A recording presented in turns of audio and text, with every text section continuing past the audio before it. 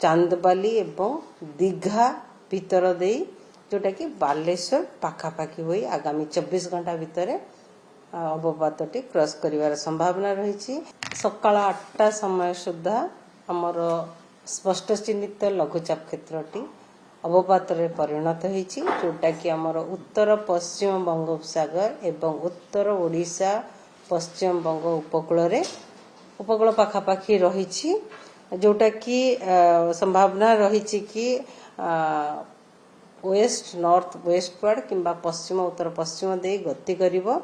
आउ क्रॉस करिवो आमर north Odisha coast chandbali एवं दीघा भीतर दे जोटा कि बालेश्वर पाखापाखि होई आगामी 24 घंटा भितर अवपातटी क्रॉस करिवार संभावना रही। यहा परे मध्य यार मूवमेंट और यार गति रहिबो वेस्ट नॉर्थ वेस्टवर्ड तरफ, जोटा कि नॉर्थ ओडिशा एवं नॉर्थ छत्तीसगढ़ दे क्रॉस गति करिवो आगामी 24 घंटा परे ता परवर्ती 24 घंटा रे, जहा फल रे आगामी 2 दिन पर्यंत राज्य रे अधिकांश स्थान रे हल्का रु मध्यम वर्षा रहिबो, ता सहित प्रबल वर्षा अति प्रबल वर्षा इवन अत्यंत प्रबल वर्षा हेबार मध्य संभावना रही। जदि देखिबा आगामी 24 घंटा पाई फोरकास्ट पूर्वानुमान तेबे आगामी 24 घंटा पाई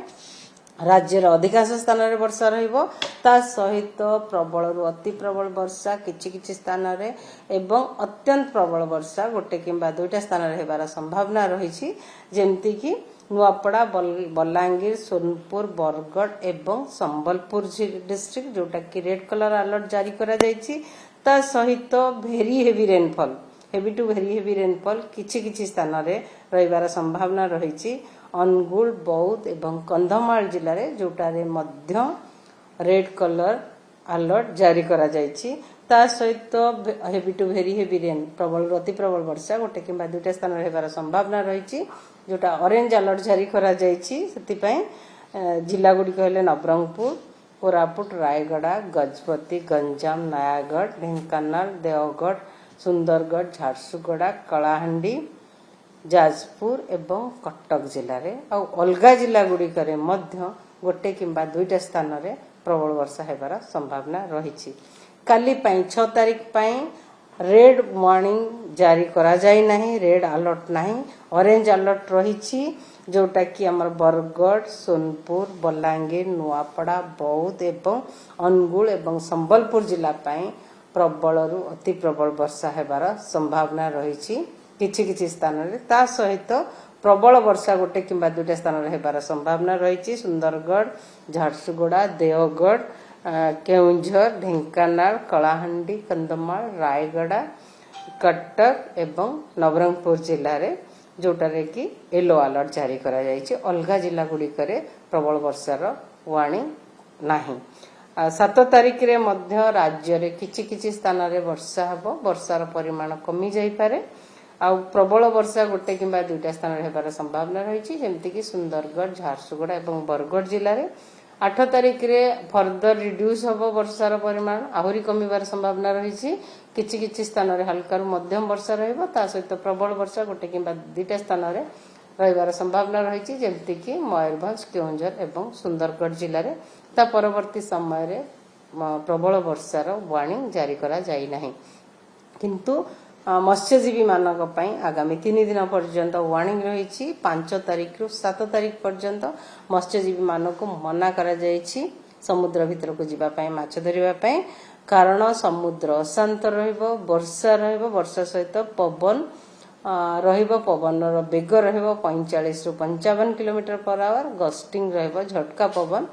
65 kilometre per hour. Port warning मध्य जारी करा जायछि, सिग्नल पोस्ट करा जायछि, लोकल कस्टनरी सिग्नल नंबर 3। ता सहित ये वर्षार इंपैक्ट रहिबो हिली एरिया रे लैंडस्लाइड हे पारे, मड स्लाइड हे पारे, इवन अर्बन एरिया रे हमर फ्लैश फ्लड हे पारे, अर्बन फ्लडिंग भी हे पारे,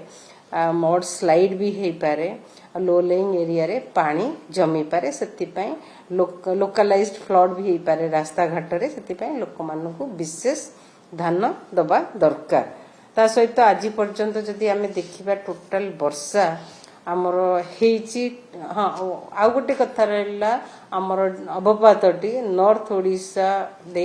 गति करिबो सेति नॉर्थ ओडिशार जिला गुड़िकर हुए तो वर्षा सहित पवन मध्य 40 ରୁ 50 किलोमीटर पर आवर कामा जगार कि गोटे जगार रहीबार संभावना रही ता सहित आम टोटाल वर्षा है आज पर्यंत 1 जून रु आज पर्यंत 265.5 मिलीमीटर वर्षा जोटा कि आमर नॉर्मल वर्षा रही 255.8 ता माने नॉर्मल वर्षा ठारू आमे अधिका वर्षा पाई सारले आमर वर्तमान स्टाटस है 4% एक्सेस वर्षा रेकर्ड करा जायछि ता सहित दुईटी जिल्ला रे लार्ज एक्सेस रेनफॉल रेकर्ड करा जायछि 11टी जिल्ला रे एक्सेस वर्षा रेकर्ड करा जायछि आउ 11टी जिल्ला रे आमर नॉर्मल वर्षा हेछि केवल 6टी जिल्ला रे आमर वर्षा वर्तमान भी डेफिशिएंट रहिछि। दुई जिल्ला जो सबसे अधिक वर्षा कोन दुई जिल्ला बौद्ध एवं कंधमाल जिला।